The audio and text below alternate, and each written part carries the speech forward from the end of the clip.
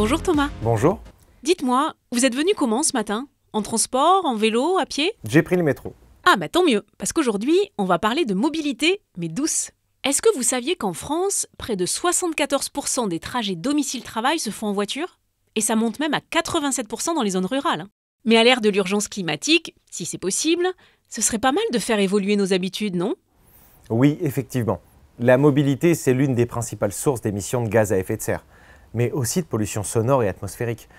Nous devons tous agir pour réinventer nos façons de nous déplacer pour limiter ces impacts, et notamment lors des trajets domicile-travail ou des déplacements professionnels.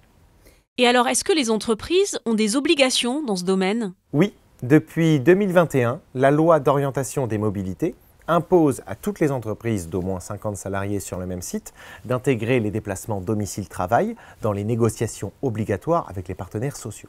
Si aucune solution n'est trouvée, par accord d'entreprise ou de branche, l'employeur doit mettre en place un plan de mobilité entreprise pour optimiser les déplacements liés à l'activité professionnelle. Aussi, les entreprises possédant plus de 100 véhicules devront renouveler leur parc avec des véhicules à faible émission de CO2. Et lors des négociations, quels sont les points clés à prendre en compte?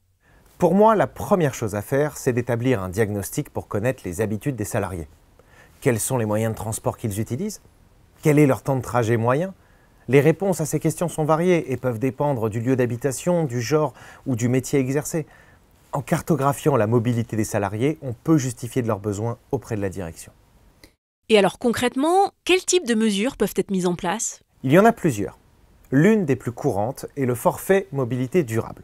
Il est versé par l'employeur aux salariés qui choisissent des modes de transport alternatifs, comme le vélo ou le covoiturage. Ce forfait peut aller jusqu'à 800 € par an et par salarié.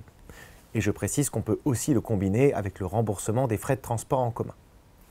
Et puis, autre exemple, l'installation d'infrastructures dans les locaux de l'entreprise, comme des bornes de recharge pour véhicules électriques, des places réservées au covoiturage ou des parkings à vélo.